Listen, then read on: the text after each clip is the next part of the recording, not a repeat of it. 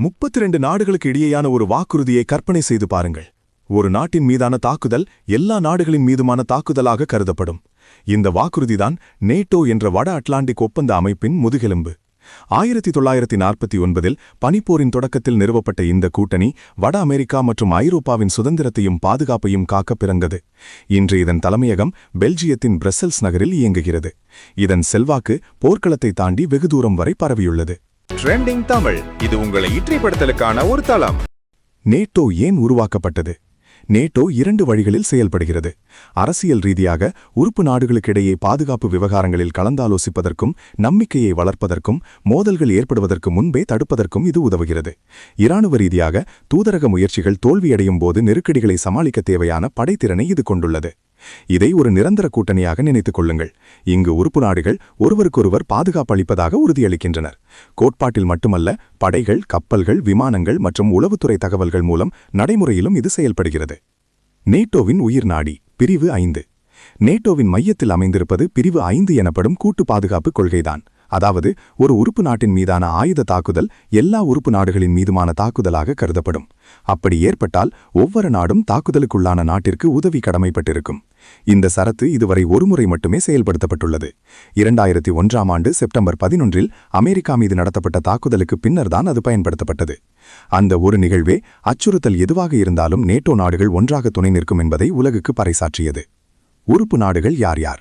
1949இல் NATO 12 நாடுகளுடன் தொடங்கியது.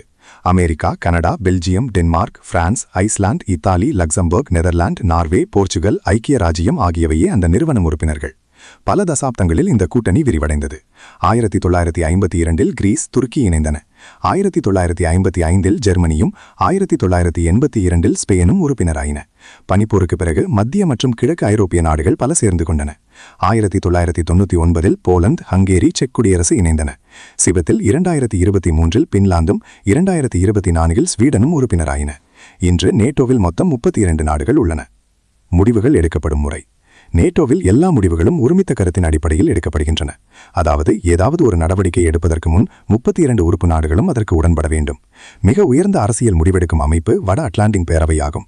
ஒவ்வொரு நாட்டின் தூதுவரும் வாரந்தோறும் கூடி கூட்டு பயிற்சிகள் முதல் நெருக்கடி மேலாண்மை வரையிலான எல்லா விஷயங்களையும் விவாதித்து முடிவெடுப்பர். இது மெதுவான, திட்டமிட்ட செயல்முறை. ஆனால் ஒவ்வொரு நாட்டிற்கும் குரல் கொடுக்கப்படுவதை இது உறுதி செய்கிறது. பாதுகாப்பு செலவு மற்றும் உறுதிப்பாடுகள்.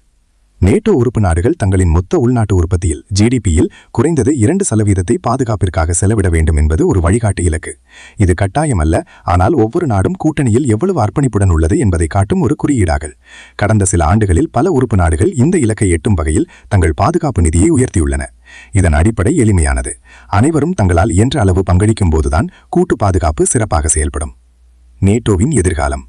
புதிய உறுப்பினர்களை சேர்ப்பதற்கு நேட்டோவின் கதவு எப்போதும் திறந்தே உள்ளது. உக்ரைன், ஜார்ஜியா, போஸ்னியா மற்றும் ஹெர்சகோவினா போன்ற நாடுகள் இணைவதற்கான ஆர்வத்தை வெளிப்படுத்தியுள்ளன. சைபர் தாக்குதல்கள், பயங்கரவாதம், மாறிவரும் உலக சக்தி சமநிலை என புதிய சவால்களுக்கு ஏற்ப இந்த கூட்டணி தன்னை தொடர்ந்து மாற்றிக்கொள்கிறது. 75 ஆண்டுகளுக்கு மேலாக நேட்டோ வட அட்லாண்டிக் பகுதியின் பாதுகாப்புக்கு அஸ்திவாரமாக விளங்குகிறது. ஒற்றுமையும் வலிமையும் மூலம் உறுப்பு நாடுகளின் சுதந்திரத்தையும் பாதுகாப்பையும் காப்பது என்பது அதன் நோக்கமாகவே உள்ளது. இதுவரை நம்முடன் இருந்தமைக்கு நன்றி.